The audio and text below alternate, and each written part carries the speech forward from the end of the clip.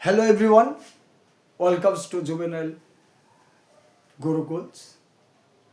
Christmas to full marks, 40 days of board prep secret. আজকের এপিসোডে আমরা আমাদের সেই দ্বিতীয় ফসল the human eye and the colourful world revision করে নেব। এটি ন্যাচারাল ফেনোমেনন যে পার্ট তারই দ্বিতীয় চ্যাপ্টার। এখানে কি আছে? Human eye and the atmospheric reflection. বিগত 3 বছরে এই চ্যাপ্টার থেকে কত মার্কে কোশ্চেন এসেছে তা প্রথমে আমরা একটু দেখে নিই। 2 মার্কসের দুটো কোশ্চেন এসেছিল 2023-তে। একটা ছিল ডিফেক্টস অফ ভিশন, একটা ছিল প্রিজম থেকে। আরেকটি ছিল 3 মার্কসের কোশ্চেন, সেটি ছিল atmospheric reflection, scattering of light, ওই পোর্শন থেকে।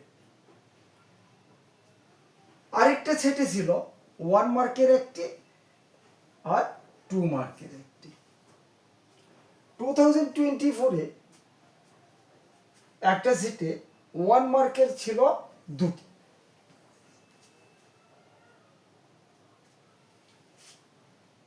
থ্রি মার্কসের ছিল একটি, তার ডিফেক্টস অফ ভিশনের উপর থেকে। অন্য আরেকটা সেটে ছিল 1 মার্কসের 2টি আর 3 মার্কসের একটি উইথ ইন্টারনাল চয়েস। 2025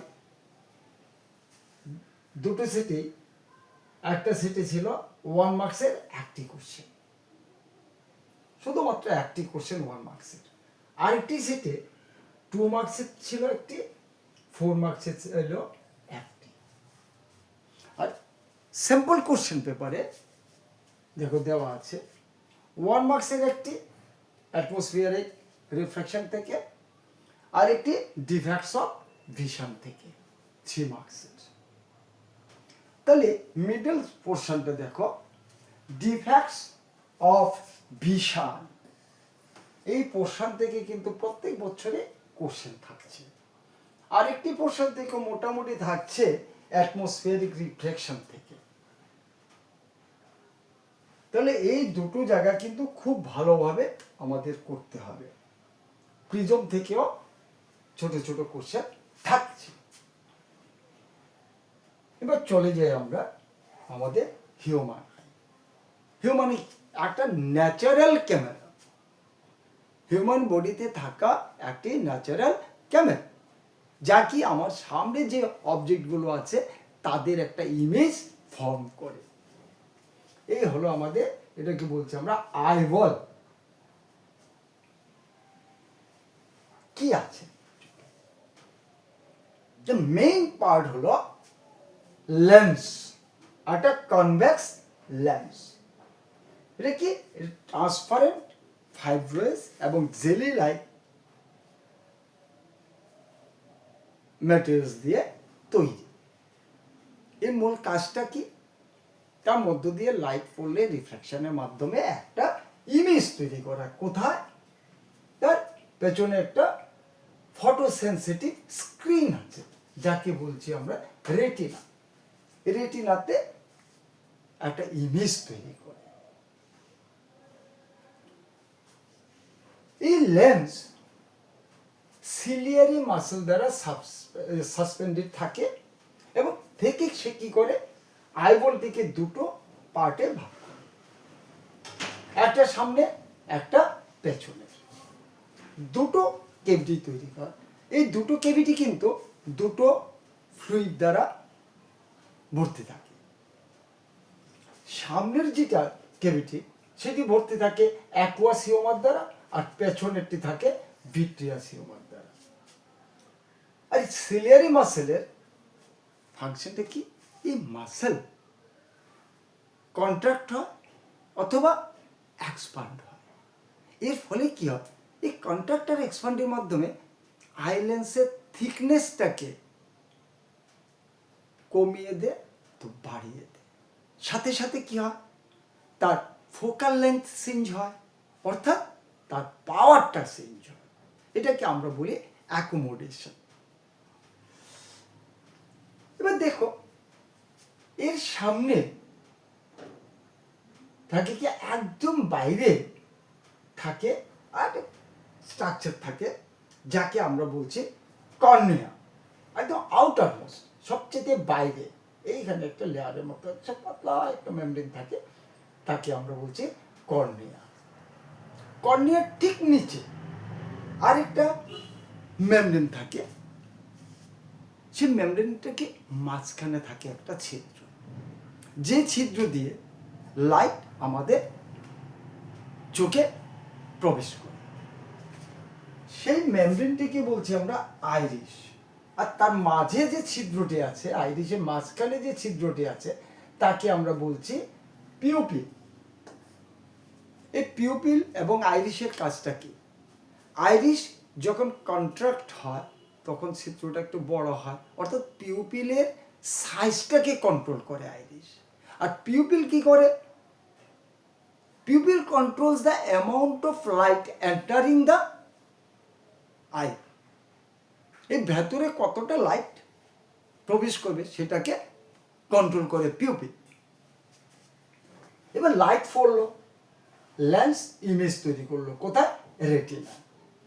রেটিনাতে অনেকগুলো ফটোসেন্সিটিভ সেল থাকে, দু ধরনের দেখি আমরা, রড সেল অ্যান্ড কোন সেল।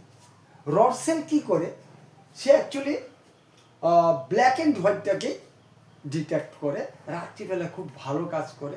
আর কোন সেলগুলো কি করে, কালারটাকে, কালার সেন্সিটিভ। কোন সেলগুলো হলো কালার সেন্সিটিভ। সাধারণত বলা, কোন সেলগুলো দিনের বেলায় কাজ করে, ফটোসেন্সিটিভ থাকে, আর রড সেলগুলো রাত্রিবেলায় সেন্সিটিভ বেশি হয়। এবার দেখো, ঠিক লেন্সটির অ্যাক্সিস বরাবর কোনো পয়েন্টে যদি আমার ইমেজটা তৈরি হয়, তাহলে খুব স্পষ্ট হয়, সেই পয়েন্টটাকে আমরা বলি ইয়েলো পয়েন্ট। আবার অপটিক নার্ভের কাছাকাছি কোনো পয়েন্টে যদি ইমেজ তৈরি হয়, তাহলে সে কিন্তু রেটিনা কিন্তু সেন্সিটিভ থাকে না, তাকে আমরা বলি ব্লাইন্ড স্পট। সেখানে কোনো ইমেজ তৈরি হলে সেই ইমেজটি আমরা দেখতে পাই না। এবার অপটিক নার্ভ কি করে, পুরো সেন্সেশনটাকে ইলেকট্রিক সিগন্যালে কনভার্ট করে আমাদের ব্রেনে পৌঁছিয়ে দেয়, আমরা তখন দেখতে পাই। এই গেল বিভিন্ন পার্ট এবং তাদের ফাংশন। এখন একটা কথা বলেছিলাম যে পিউপিল কি করে, অ্যামাউন্ট অফ লাইটটাকে কন্ট্রোল করে, এটাকে বলি আমরা adaptation of power, adaptation power. আর লেন্স এর পাওয়ারটাকে কন্ট্রোল করে সিলিয়ারি মাসল, এটাকে বলি আমরা অ্যাকোমোডেশন। দেখছি আমরা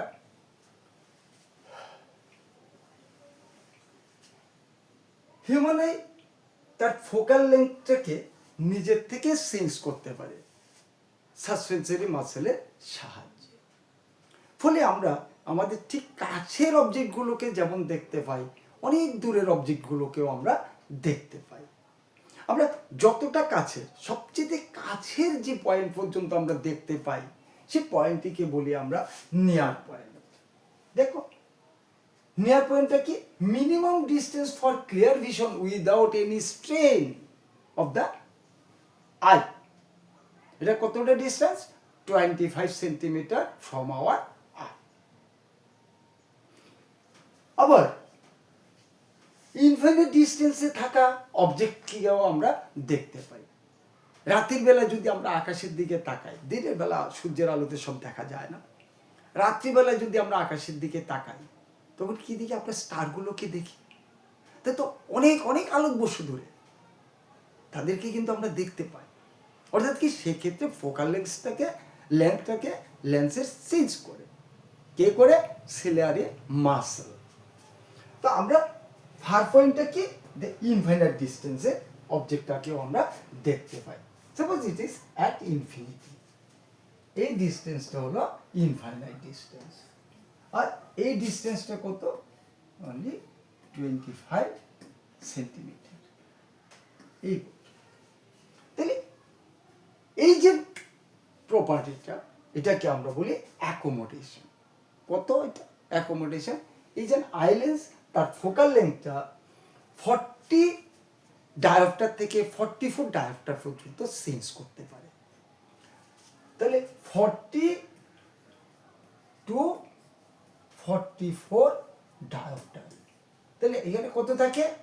অ্যাকোমোডেশন পাওয়ার হলো 44 minus 40 dioptre equals to 4 dioptre.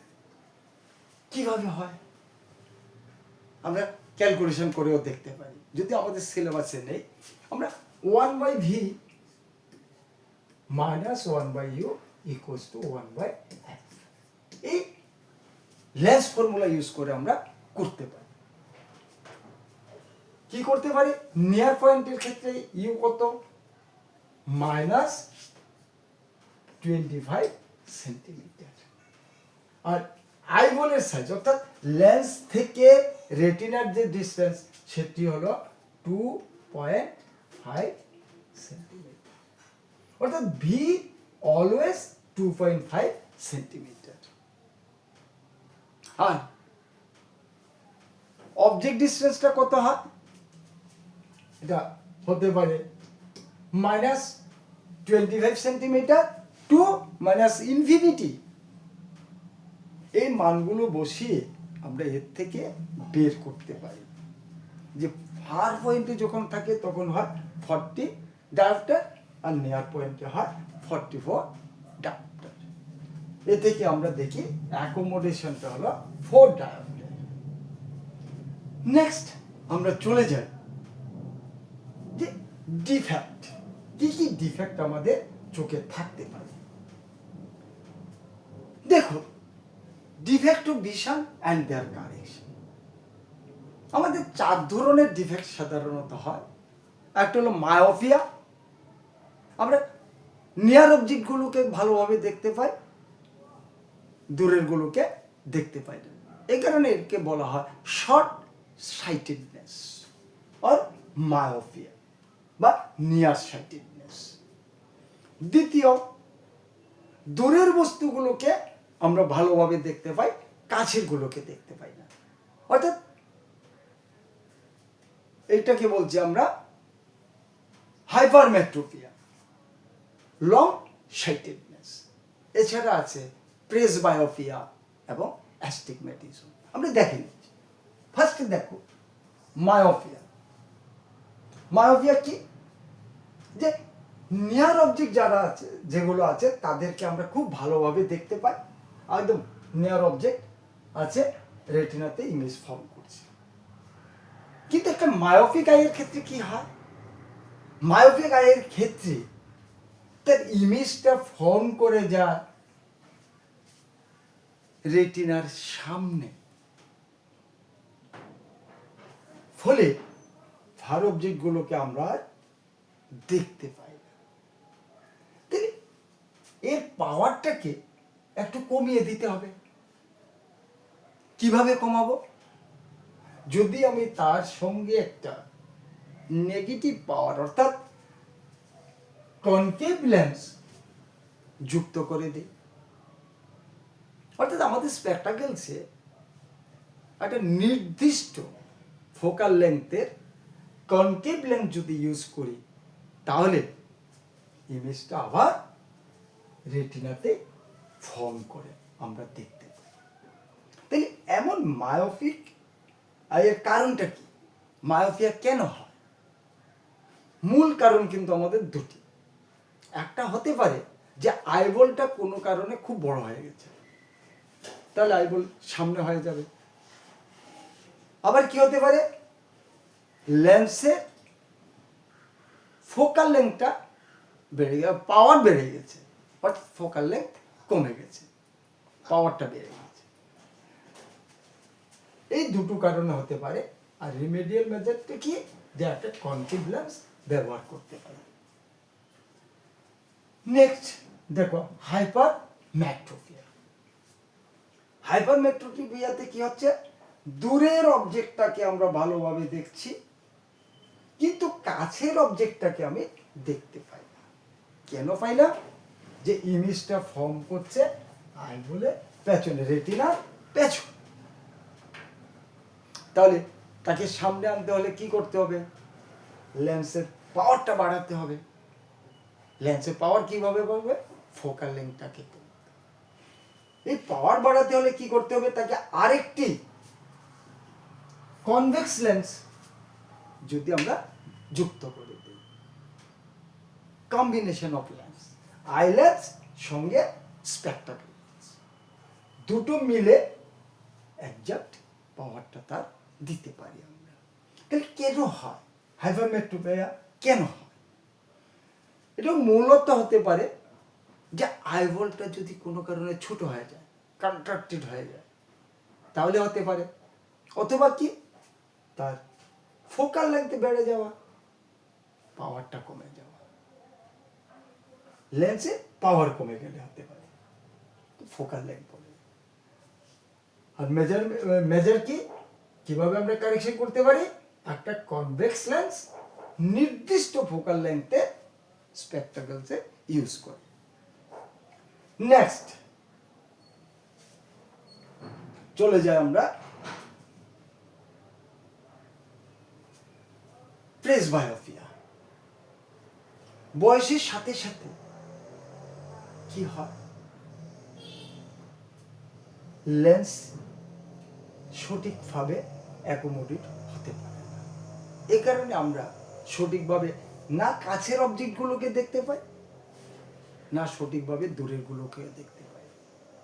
Near পয়েন্টটা কি হয়, আরো কাছে চলে আসে, অনেকটা কাছে চলে আসে। ফলে কি হয়, আমরা অবজেক্টগুলো ইমেজ তৈরি হয় পেছনে। তো এই ক্ষেত্রে ঘটনাটা কেন ঘটছে? কেন? আমাদের সিলিয়ারি মাসেলটা যদি উইক হয়ে যায়, তাহলে তার ফাংশনিংটা সঠিকভাবে হয় না, ফ্লেক্সিবিলিটি তার কমে যায়, বয়সের সাথে সাথে যে কমে যায়। সেক্ষেত্রে আমরা কি করি, আমরা বাইফোকাল লেন্স ব্যবহার করতে পারি। বাইফোকাল লেন্স ব্যবহার করলে কনকেভ লেন্স কি করবে? মায়োপিক ডিফেক্টটাকে দূর করবে। আবার কনভেক্স লেন্স হাইপারমেট্রোপিয়ার জনিত যে ডিফেক্ট তাকে দূর করবে, সঠিক ইমেজ ফর্ম করবে এবং আমরা দেখতে পাবো। নেক্সট দেখো কি আছে, অ্যাস্টিগম্যাটিজম। এটা কেন হয়? এটা হওয়ার দুটো কারণ হতে পারে। এক হতে পারে কর্নিয়ার ইরেগুলার শেপ, অর্থাৎ তার কোনো কার্ভেচারে চেঞ্জ হয়ে যাওয়া, অথবা লেন্সের ডিফারেন্ট পার্টের কার্ভেচার ডিফারেন্ট হয়ে যাওয়া। ফলে কি হবে, তার পাওয়ারটাও ডিফারেন্ট হবে। এর ফলে কি, ইমেজগুলো ডিফারেন্ট হবে, একই জায়গায় থাকবে না, আমরা অবজেক্টটাকে ব্লার দেখব। এটা ইজের কারণেই হয়। তো সেক্ষেত্রে আমাদের রিমেডিয়াল মেজার হিসাবে আমরা কিভাবে একে কারেকশন করতে পারি? এটা কি করতে পারি, আমরা এটা সিলিন্ড্রিক্যাল লেন্স ব্যবহার করতে পারি। বর্তমানে আরেক ধরনের লেন্স ব্যবহার করা হয়, টরিক লেন্স। এটা কি ডিফারেন্ট কার্ভেচার মেজার করে চোখের সামনে যে লেন্সটা, তাকে আমরা ডিফারেন্ট কার্ভেচারে তৈরি করে দিতে পারি, তাহলে এই ত্রুটিটি দূর করা যায়। এই গেল আমাদের ডিফারেন্ট ডিফেক্ট, তাদের কজ এবং তাদের কারেকশন আমরা কি ভাবে করতে পারি। এখন দেখব আমরা যে তার এই যে আমাদের দুটো চোখ আছে, দুটো আই, তার সুবিধাটা কি? আমাদের দুটো আই আছে, দুটো আই থাকার সুবিধা কি? এই দুটো আইয়ের যে ভিশনটা, তাকে আমরা বলি বাইনোকুলার ভিশন। অর্থাৎ একটি চোখ যদি থাকে, তাহলে আমরা একটা নির্দিষ্ট অ্যাঙ্গেলে দেখতে পাবো, অ্যাঙ্গেলটা হবে ছোট। আর দুটো আই কি করবে? মিক্সড হয়ে যাবে, ওভারল্যাপ করবে, করে কি করবে, আমাদেরকে ওয়াইডার ভিশন দেবে, অনেকটা যায়। একটা চোখ হলে আমি যেমন এইখান থেকে দেখতে পাবো এই অ্যাঙ্গেলে, আর এই চোখে দেখতে পাবো এই অ্যাঙ্গেলে, দুটো মিলে পুরোটাকে আমরা ক্যাপচার করতে পারি, ওয়াইডার ভিশন দিতে পারি। আরেকটি বিশেষ সুবিধা হলো দুটো পয়েন্টের ডিস্টেন্সটাকে আমরা অ্যাকচুয়াল ডিস্টেন্সটাকে আমরা মেজার করতে পারি, অর্থাৎ আমরা 3 ডাইমেনশনাল যে পারসেপশন এটা পেতে পারি। তোমরা দেখবে একটা চোখ বন্ধ করে সামনের দিকে তাকাও, মনে হবে যে সবগুলো যেন একটা প্লেনের মধ্যে আছে সবগুলো, আর দুটো চোখ দিলে দেখে একসঙ্গে দেখলে দুটোর মধ্যে আমরা 3 ডাইমেনশন অর্থাৎ তার থিকনেসটাকেও আমরা মেজার করতে পারি। এই গেল আমাদের হিউম্যান আই।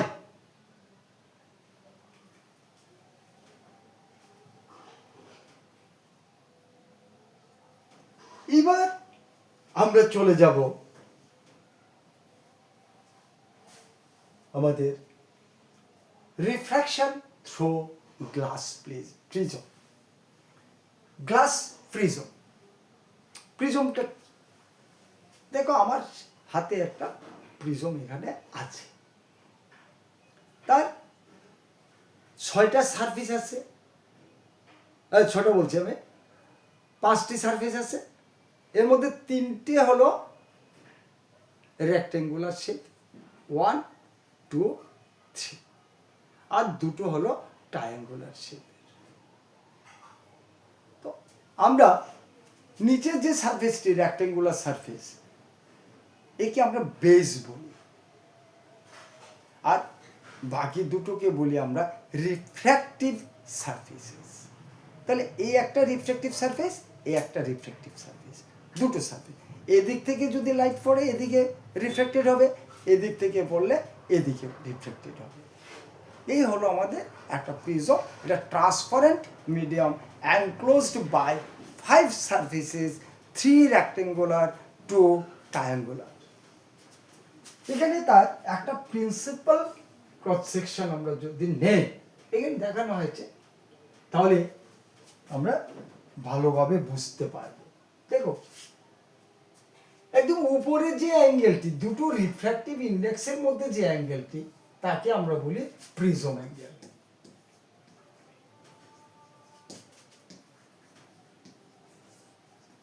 আর এই দুটো হলো আমাদের রিফ্র্যাক্টিভ সারফেস।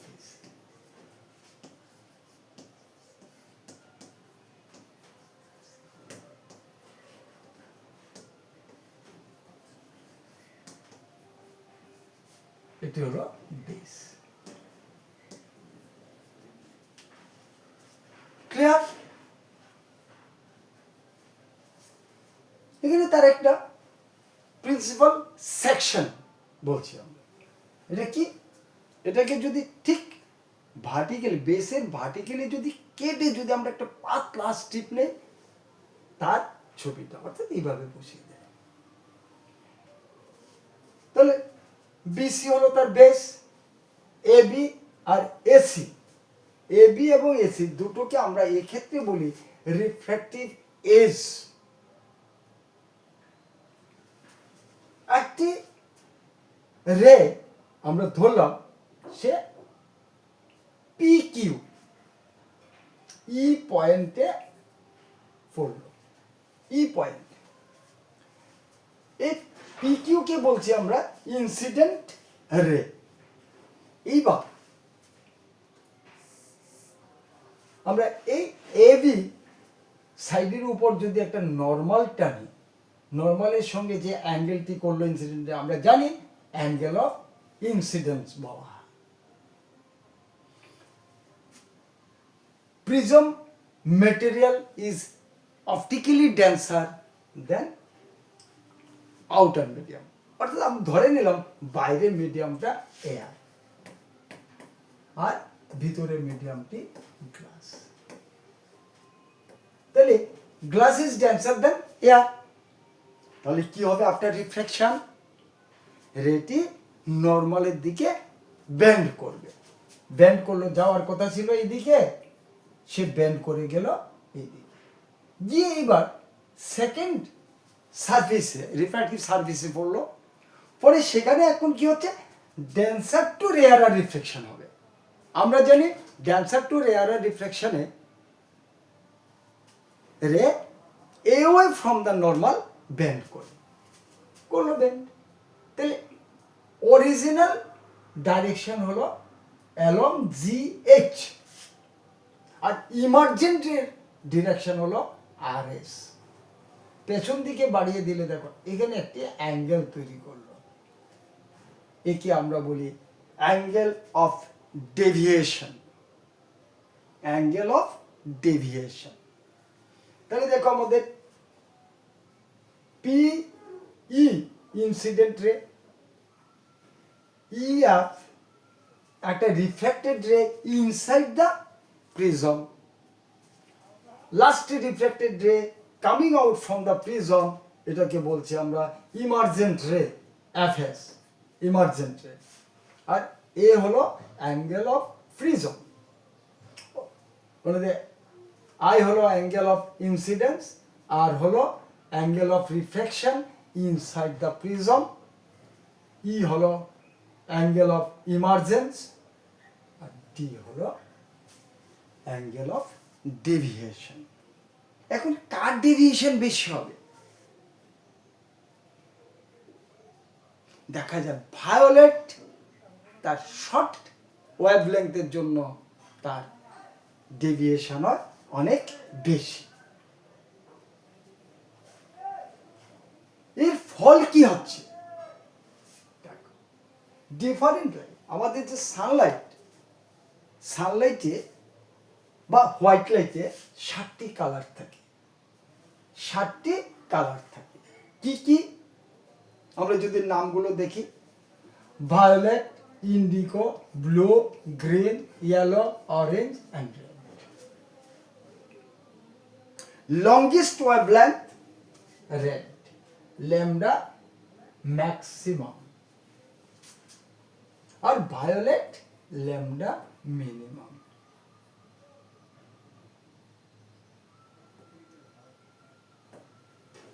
ল্যামডা মিনিমাম হলো ভায়োলেটের, ল্যামডা ম্যাক্সিমাম হলো রেডের। অর্থাৎ রেডের ওয়েভলেংথ সবচেয়ে বেশি আর ভায়োলেটের ওয়েভলেংথ সবচেয়ে কম।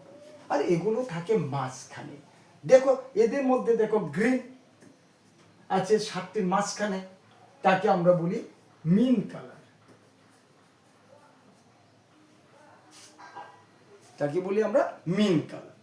এবার দেখো আমরা দেখলাম তার অ্যাঙ্গেল অফ ডেভিয়েশনটা ডিপেন্ড করে তার কালারের উপর। ভায়োলেট সবচেয়ে বেশি ডেভিয়েট করে আর রেড করে সবচেয়ে কম। ফলে প্রিজমের মধ্য দিয়ে যখন হোয়াইট লাইট পাস করে তখন সে ডিফারেন্ট কালারে স্প্লিট হয়ে যায়। একে আমরা বলছি dispersion. What is dispersion? Dispersion of A light, compound light, যার মধ্যে বিভিন্ন কালার আছে, compound light into its component colors. The splitting of a compound color into different colors, component colors, while refracting through a prism is called dispersion.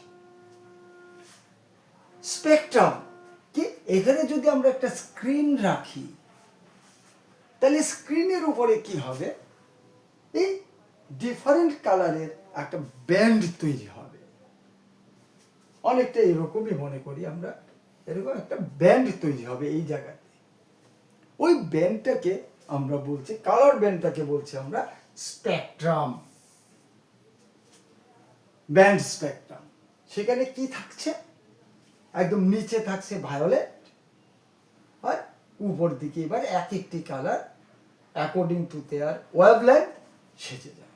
Indigo, তারপর blue, green, yellow, orange and red. এই যে ডিসপারশনের একটা natural phenomenon, natural phenomenon হলো rainbow. আমরা rainbow আকাশে দেখি,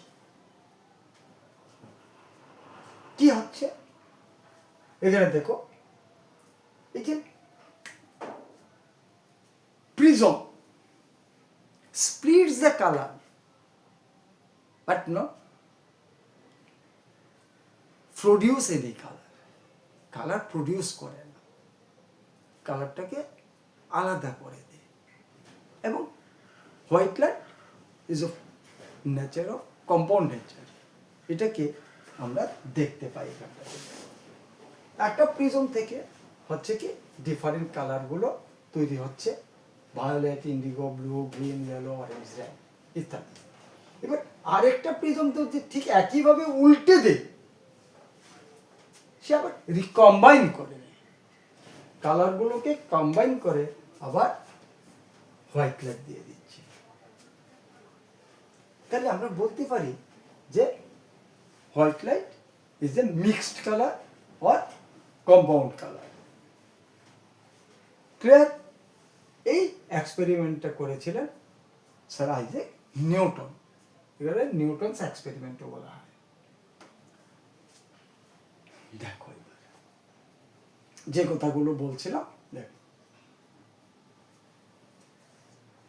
আমাদের visible রেঞ্জে এই কালারগুলো। তবে আরেকটা জিনিস মনে রাখবে যে আমাদের চোখ কিন্তু ভায়োলেটের তুলনায় ব্লু এর প্রতি সেন্সিটিভ বেশি, ভায়োলেটের প্রতি ততটা সেন্সিটিভ নয়।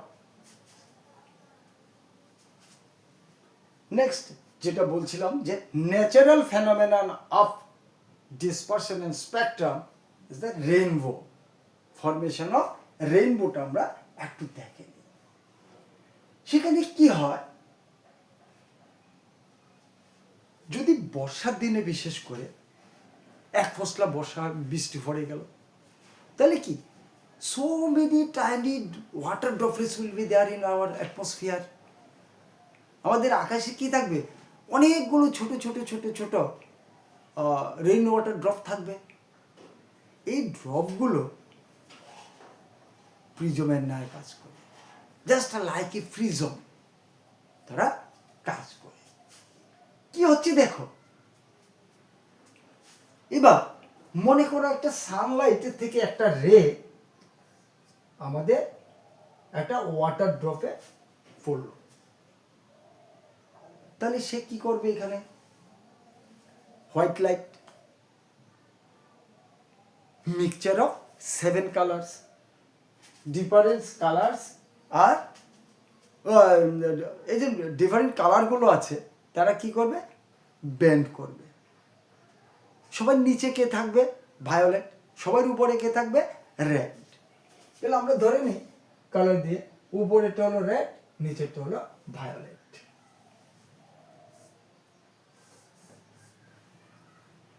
নিচেরটা হলো ভায়োলেট।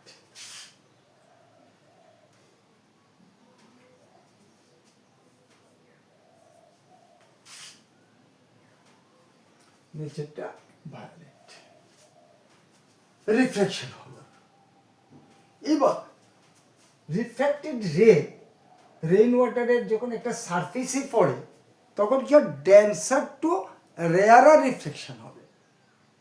হতে গিয়ে যদি তার অ্যাঙ্গেল অফ ইনসিডেন্সটা ক্রিটিক্যাল অ্যাঙ্গেলের থেকে বড় হয় তখন সেখানে হয় টোটাল ইন্টারনাল রিফ্লেকশন, অর্থাৎ যে মিডিয়াম থেকে সে ইনসিডেন্ট করলো সেই মিডিয়ামে ব্যাক করে যায়, ব্যাক করলো, ব্যাক করে আবার সে রিফ্লেক্টেড হয় ডেন্সার টু রেয়ারার, আরো বেন্ড করে। তাহলে এই ক্ষেত্রে রেগুলো স্প্লিটেড হয়ে যায়। স্প্লিটেড হয়ে যখন আমরা এদিক থেকে তাকাই আমাদের চোখে এই ডিফারেন্ট কালারগুলো এসে পৌঁছায়, অনেকটা এই ধরনের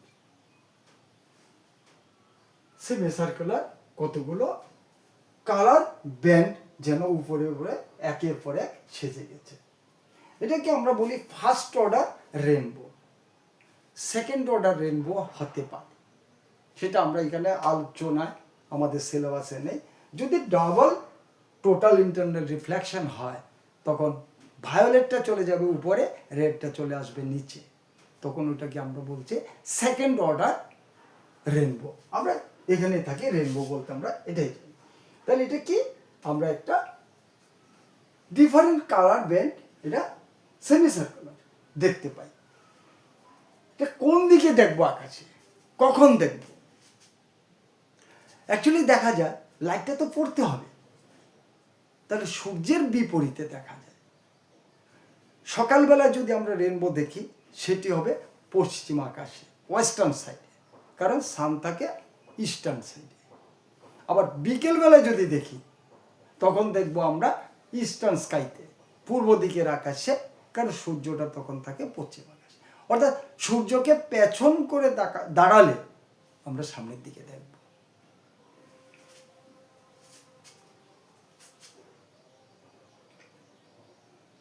এবার আমরা চলে যাচ্ছি অ্যাটমসফিয়ারিক রিফ্র্যাকশন। অ্যাটমসফিয়ারিক রিফ্র্যাকশন কি? আমাদের অ্যাটমসফিয়ার আমরা বলি কি এ ব্ল্যাঙ্কেট অ্যারাউন্ড আওয়ার আর্থ। সেখানে কি আছে? ডিফারেন্ট গ্যাস মলিকুলসগুলো আছে, ফাইন ডাস্ট আছে, ওয়াটার ড্রপলেটস আছে, এগুলো আছে, এবং এটা ডিফারেন্ট স্টেজে। আমরা যত আমাদের গ্রাউন্ড থেকে উপর দিকে যেতে থাকি তার কি টেম্পারেচার কমতে থাকে, এয়ার ধীরে ধীরে ধীরে ধীরে রেয়ারার হতে থাকে। অর্থাৎ ডিফারেন্ট লেয়ারের যে আমাদের রিফ্র্যাক্টিভ ইন্ডেক্স চেঞ্জ করে যায়। ফলে তাদের যে ডেভিয়েশনটা হয় after refraction, layer to layer vary করে। একে আমরা বলছি অ্যাকচুয়ালি অ্যাটমসফিয়ারিক রিফ্র্যাকশন। এই অ্যাটমসফিয়ারিক রিফ্র্যাকশনের কারণেই টুইঙ্কলিং অফ স্টার হয়। আমরা পড়েছি ছোটবেলায় টুইঙ্কল টুইঙ্কল লিটল স্টার। সেই টুইঙ্কলিংটা হয় অ্যাটমসফিয়ারিক রিফ্র্যাকশনের কারণে। অর্থাৎ মনে হয় যেন একটা স্টারের দিকে যদি তাকা, এখন আছে তো পর মুহূর্তে নেই, আবার এসে উপস্থিত হবে। এমনটি কেন হয়? তার স্টারগুলো আমাদের থেকে আরও একটু দূরে মনে হয় অ্যাকচুয়াল পজিশন থেকে। দেখে নেওয়া যাক ঘটনাটা কি। এটা হলো একটা স্টার, তার থেকে লাইট রেগুলো আসছে। যে মাত্র অ্যাটমসফিয়ার থেকে যখন আমরা চিন্তা করি অ্যাটমসফিয়ারে ঢুকলে পরে কি হয়? সে ব্যান্ড করতে থাকে, রেয়ার টু ড্যান্সার, তাহলে নর্মালের দিকে বাড়তে থাকবে।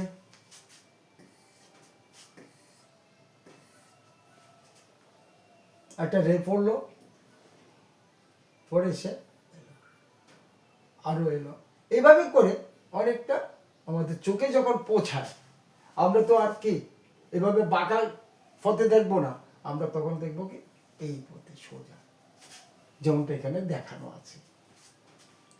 এবার এই যে মাঝখানে যে অ্যাটমসফিয়ারটা, তার টেম্পারেচার ডিফারেন্ট, তার যে configuration time to time change হচ্ছে। ফলে স্টারটাকে একবার দেখছি এখানে, আবার দেখছি এখানে, আবার দেখছি এখানে। তাহলে দ্য সেম স্পট একটা সময় থাকছে, পরবর্তী সময় নেই, আবার আসছে, আবার নেই। এটাকে আমরা বলছি টুইঙ্কলিং অফ স্টার। ক্লিয়ার?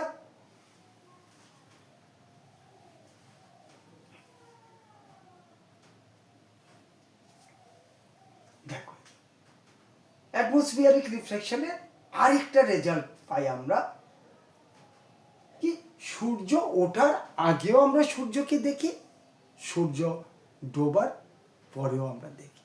অর্থাৎ 2 মিনিটস আর্লিয়ার তার যে অ্যাকচুয়াল সানরাইজ, তার 2 মিনিটস আগে আমরা দেখতে পাই তার ইমেজটাকে।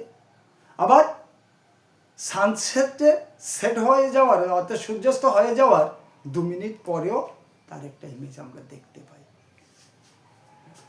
এই যদি হয় হরিজনের থেকে যখন নিচে আছে, তখন লাইট ঠিক আগের মতো স্টারের ক্ষেত্রে যেমন হলো, বেন্ড করতে করতে করতে করতে করতে করতে আমাদের চোখে পৌঁছালো। তাহলে আমরা রিয়েল ইমেজটাকে কোথায় দেখবো? ইমেজটাকে দেখবো এখানে। Really the sun is down the Harijan, অর্থাৎ আমাদের যে হরিজন্টাল লাইন প্লেন, তার নিচে রয়ে গেছে সান, কিন্তু তার একটা ইমেজ আমরা দেখছি উপরে। অর্থাৎ মনে হয় আমাদের সানরাইজ হয়ে গেছে। আবার সন্ধ্যার ঠিক আগ মুহূর্তে একই অবস্থা, হরিজন্টাল প্লেনের নিচে চলে যাওয়ার পরও আমরা সানকে দেখতে পাই। ফলে আমাদের ডে টাইমটা 4 minute longer than actual day time. Clear? Next, আমরা টুইঙ্কলিং দেখি স্টারদেরকে, কিন্তু প্ল্যানেটের ক্ষেত্রে দেখি না। এর কারণটা কি? আবার দূরে যে স্টারটা, তাদেরকে আমরা পয়েন্ট লাইক অবজেক্ট হিসাবে ধরতে পারি, কারণ সাইজ অনেক ছোট। কিন্তু প্ল্যানেটগুলো কি আছে আমাদের অনেকটা কাছে, অনেকটা কাছে। আমরা যদি মুনকে দেখি অনেক বড় দেখা যায়। তাহলে এরা হলো কি এক্সপান্ডেড সোর্স, এক্সপান্ডেড অবজেক্ট।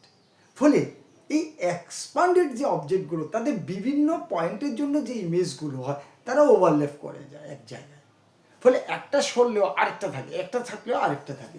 এই কারণে আমরা প্ল্যানেটের ক্ষেত্রে টুইঙ্কলিংটা দেখি না। আমরা এখানটাতে দেওয়া আছে, দেখো, planets are much closer to earth and size is larger. এই কারণে আমরা দেখছি না, যা টুইঙ্কলিং করতে দেখি না স্টারদেরকে। স্ক্যাটারিং অফ লাইট, এটা কি? লাইটের সাথে অবজেক্টের ইন্টারেকশনে অনেক ধরনের ঘটনা ঘটে, তার মধ্যে একটি বিশেষ ফেনোমেনন হলো scattering, the deflection of light by fine particles. সত্যিকার অর্থে ব্যাপারটা একটু আলাদা। বলি কি, যখন কোনো লাইট খুব ফাইন পার্টিকেলের উপর পড়ে, তার সাইজের উপর নির্ভর করে সে লাইটটাকে অ্যাবজর্ব করে।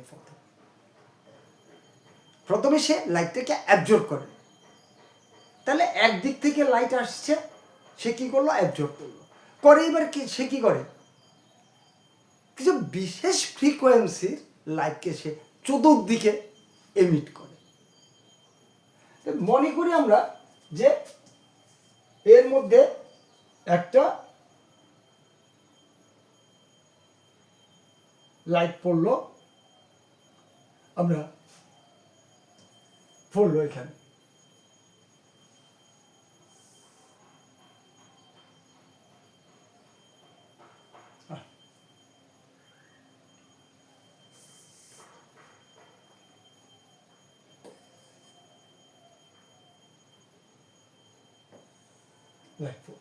একদিক থেকে সে অ্যাবজর্ব করে নিল, নিয়ে এবার ডিফারেন্ট ফ্রিকোয়েন্সিগুলোকে চতুর্দিকে এমিট করতে শুরু করলো। তাহলে কি?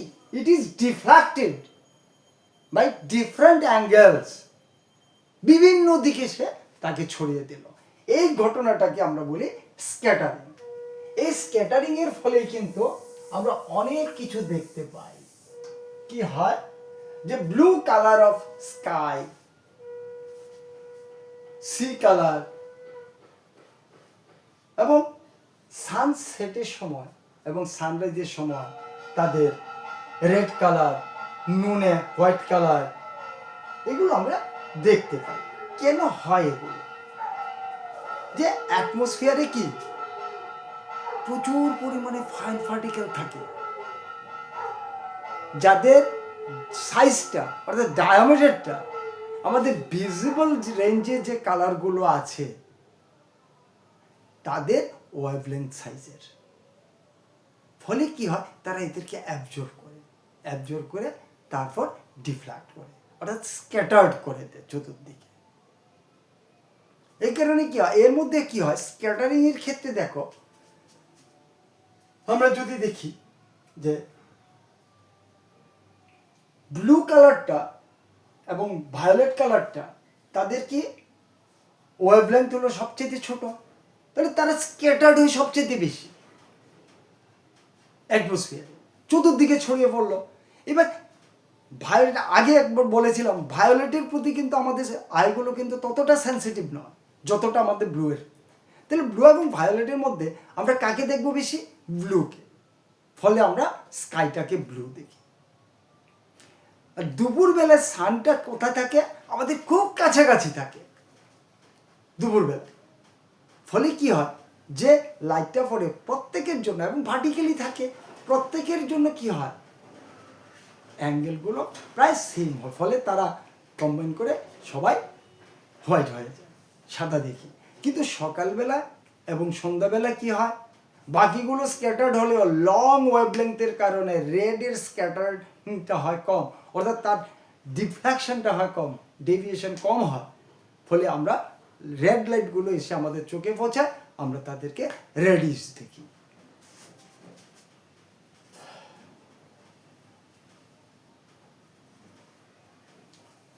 Tyndall effect related to scattering. এটা কেন আলোচনা করে দিচ্ছি, এটা আমাদের কেমিস্ট্রি পার্টেও আছে একটু হয়তোবা। আমরা টিন্ডাল এফেক্টে সকালবেলা যাদের ঘরে জানালার সাইডে বা কোথাও ছিদ্র থাকে, সেই ঘরগুলোতে খুব সুন্দরভাবে দেখা যায় যে একটা যেন টিউবলাইট বা টিউবলাইটের মতো একটা সার্কুলার রড যেন আমাদের ঘরে ঢুকছে। আসলে সেখানে ঝাড়ু দেওয়ার সময় বা আমরা যখন নড়াচড়া করি, যে ডাস্ট পার্টিকেল, ফাইনেস্ট ডাস্ট যে পার্টিকেলগুলো আছে তারা ঘরের মধ্যে ঘুরছে, উঠছে, ভাসছে। তো যখন লাইট পড়ে, লাইটটা স্ক্যাটার্ড হয়।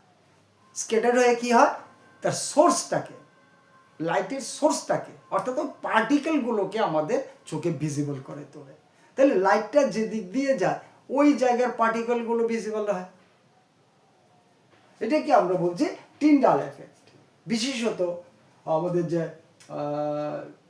সলিউশনগুলো থাকে, কলয়েডাল সলিউশন, সেখানে কি কলয়েডাল সলিউশনে কি হয়, বিভিন্ন পার্টিকেলগুলোর সাইজ একটু বড় হয় পিওর সলিউশনের তুলনায়। ফলে তারা ভাসতে থাকে, সাসপেন্ডেড থাকে।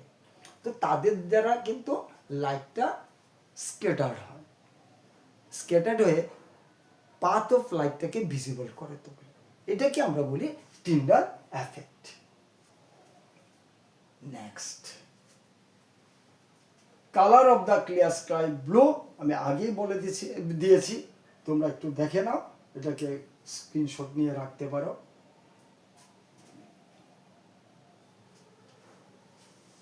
তাহলে আমরা মোটামুটি খুব অল্প সময়ের মধ্যে খুব ব্রিফলি আমরা হিউম্যান আই অ্যান্ড কালারফুল ওয়ার্ল্ডটাকে রিভাইজ করে নিলাম। Thank you all. তোমরা জুভেনাইল গুরুকুলকে লাইক করো, সাবস্ক্রাইব করো, এবং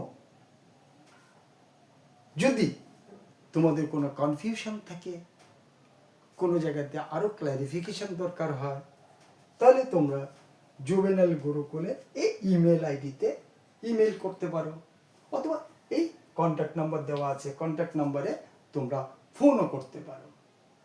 আর আজকে এগুলোকে রিপিটেডলি আমরা ইউটিউবেও ছাড়ছি, জুভেনাইল গুরুকুল, এবং ফেসবুকেও আছে। Thank you again.